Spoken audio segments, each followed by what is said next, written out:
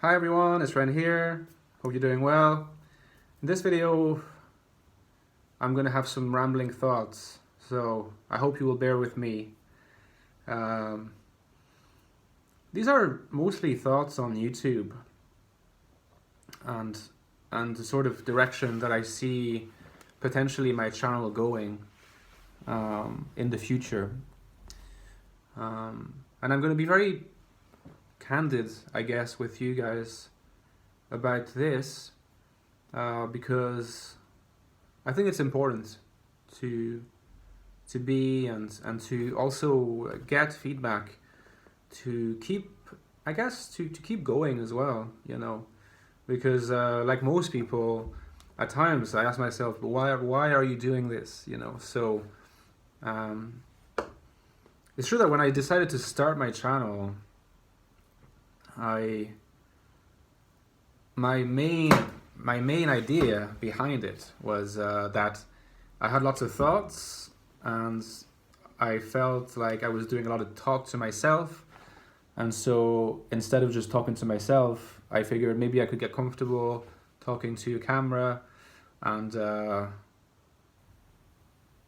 then just publish my stuff because people might find it interesting. So obviously I was trying to find an angle that was of interest, potentially of interest to people.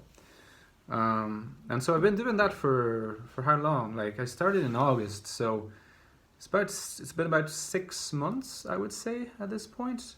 It's been about 6 months, nearly 1,500 subscribers. So obviously, in absolute terms, it's very modest, but relatively to what I had expected, it's more than I had expected.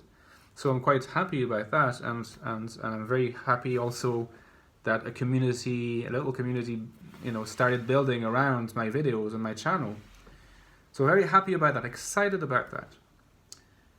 But also wondering where to go next, because I'm finding that like I wouldn't want to just make videos because that's something that I'm supposed to do now. I mean, it's true that I publish videos a lot, so maybe the rhythm is such that I end up talking about a lot of stuff, and then like I don't have as many ideas as I used to. Maybe there's another thing, which is that because I'm someone who doesn't have a huge number of interests, you know, I'm interested in like a few things: philosophy, psychology, typology, literature, human relationships. I mean, yeah, like that's stuff that I like looking at. But I feel like, you know, sometimes I try to think about a topic to tackle, and I often stop myself and say I don't really have anything that relevant to say about this.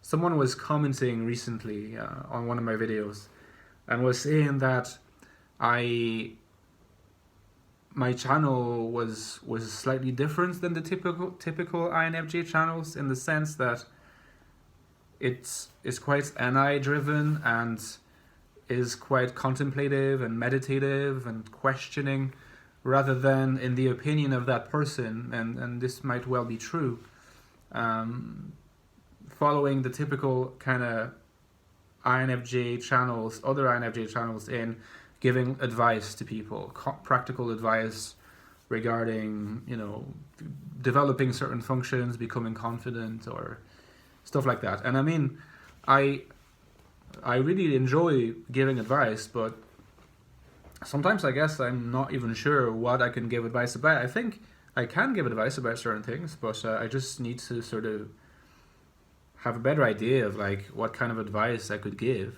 So I mean, if you think that I'm someone who could give advice of some sort, you're very welcome to ask me. Or if you have a particular interest in stuff that I know about, whether it's film, because I forgot about film and music, by the way. I have these two other passions: film, music, literature, philosophy, psychology, human relationships. So all these topics I can talk about. I do not want to talk about them just because I can talk about them. I'd like to have a particular angle that can be uniquely mine. So I'm happy that, for example, in the videos that I make on INFJ often, and I in particular, people tell me that I approach the topic in a way that is not too common, not too basic, not too generic, and that's what I want. I don't want to like come up with a revolutionary formula that would likely never happen, but still have an approach, have a style, have something that's a bit recognizable, a bit different. Otherwise, I wouldn't be sure what I'm bringing to the table. So I think that I can do that well enough. For example, with the philosophical and I would say mostly philosophical exploration of the recesses of NI and IFE, these things. I cannot like multiply that content infinitely though, so that's a potential obstacle, that I can face. I feel like I could do a lot of stuff about music and film, and more stuff about philosophy, and stuff about human relationships and humaning in general. I'm just not sure like what is the angle that I could take on it. I think I could easily find an angle to take on stuff, but maybe I need a bit of feedback first. So that would be very greatly appreciated, by the way. Before I start talking about how to remain in a relationship from an INFJ point of view, like that stuff. I mean, I'm not saying that anyone does it exactly like that, but that's not really something that I want to do all the time, or to have only videos that say 10 reasons why, 10 things, 10. I mean, I like doing them once in a while, it's fun, but not all the time, So, yeah, at the moment I'm just having these thoughts. I think that maybe I'm just going to be exploring the comments. I'm going to be exploring the comments again, looking at the different things that people have been saying, and maybe trying to like write down some write down some notes with like different questions that I can not tackle in a questions and answers session, which I would love to do, but because I did one not so long ago, maybe I'll wait a bit before I make another one.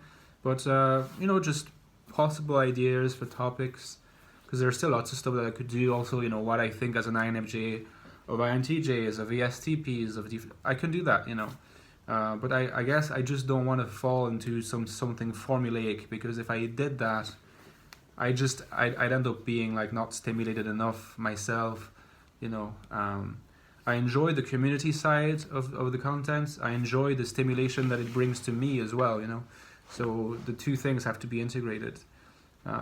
So yeah, I've been having these thoughts. YouTube is an interesting experience, because it's something that like I find myself consulting every day now, and I used not to, and I was never really talking about my ideas like this before. It's funny because even some friends, like real life friends, let's say, like they would come forward to me, they would come to me and say, like, when did the idea strike you to start talking about stuff? We didn't know that you enjoy doing that, or you could do that, So it's it's fun, it's interesting, and my ambition would be rather to continue making videos and growing the channel and having a community that's even larger and exchanging more, and doing that. So that's definitely my purpose. But I would say, whilst keeping the approach as authentic as possible. I just really want to be authentic, and I always really appreciate it when people say that I come across authentic, that I come across as relatable, genuine. I mean, these are things I hear, and I really that strikes something in my heart, because I mean, I would hope to think that that's true, So so yeah, and it's often it's something that I look for in people's channels as well, to remain focused on channels that have something to do with MBTI, whether it's INFJ or other types. I tend to gravitate towards channels where the person just comes across as a real person, who's not afraid of displaying maybe not everything about them, but like stuff that is complimentary, stuff that is more critical, people who are self-aware and who don't appear as you know, someone who is like giving a particular kind of content that is super edited and doesn't really come across as a real person as much as I would like them to be. I mean, I'm sure they are real, but I don't know, like there's a limit to that. When I'm watching people because I'm interested in the people, you know, like there's stuff that is super edited that I love, because like music reviews, for instance, you know, I prefer when it's edited. It depends on the purpose. It depends on what your purpose is. And to answer a person who, I think it was the same person who commented on the fact that my channel was a little different. I mean, I know that many people have said that, but he was saying that what was not, like, most things about me were quite INFJ, but the one thing that was not so much potentially was the fact that I didn't edit my videos, that I didn't like tinker them for a long time before I put them out. Well, I mean, the first reason is that I tinker with other things that are the most important things to me, and that's like philosophy and other things. And so that's like where I tinker all the time. When I make the videos, I don't have as much time. I talk, and hopefully that can be enough, you know. But person was saying, I was saying that the fact that I didn't do that suggested either that I wanted to strive for authenticity, or that I was lazy, in which case it would not be very INFJ and whatever. So I would like to think that I'm not lazy, but that I am authentic, and that I just don't really see the point. I mean, sure, like, you know, there's probably a dimension of not really wanting to bother doing that, for now anyway. The editing stuff a lot and adding lots of little tidbits. But it's also because my perspective is it doesn't really add a lot of authenticity to the content. So if that's to make it sort of more pleasant to watch, but take away some, like, the content, the authenticity of the content, do I really want to do that? You know, like I'm willing to make any effort in the world if I see it as really beneficial, as worth it. And I have to sort of look at the whole picture in terms also of kind of a zero-sum game at that level too. You know, like, time is limited in the day, and like there are things that I prioritize, and that's what it is. You know, at the moment I'm working on my philosophical manuscripts. That's what I prioritize. Still, it's a fun experience. I love sharing stuff that I'm sharing and getting all the feedback from you guys. Really, really treasure that, and I hope that it continues for as long as possible. But again, if you want to give any feedback, if you want to give any suggestions for stuff that I could talk about, I think that could be quite a drive for me. You know, maybe this is me manifesting Effie. You know, but I also need that. I think, you know, to. It's not so much that I'm lacking inspiration, but sometimes I feel like I don't want to be in my own world and just communicating with people via producing content from a top-down approach, if you like, and then just letting people comment. I'd also like to take up as many suggestions from people as possible. I find that it would be exciting if the channel, I think that it's getting a bit bright here. It would be exciting if the channel took that direction, became even more interactive rather than less interactive, given that, you know, there's more and more people that are subscribing. Not mountains, but more and more people. So can't always answer everyone, which annoys me a bit, but there's other ways of keeping everything as interactive as possible, making it a collective adventure rather than just my adventure. And so that was my perspective on this, and I think that on this note, the rambling will stop, and I will leave you alone to enjoy a wonderful day. Hope to see you soon. Take care, my friends. All right, ciao.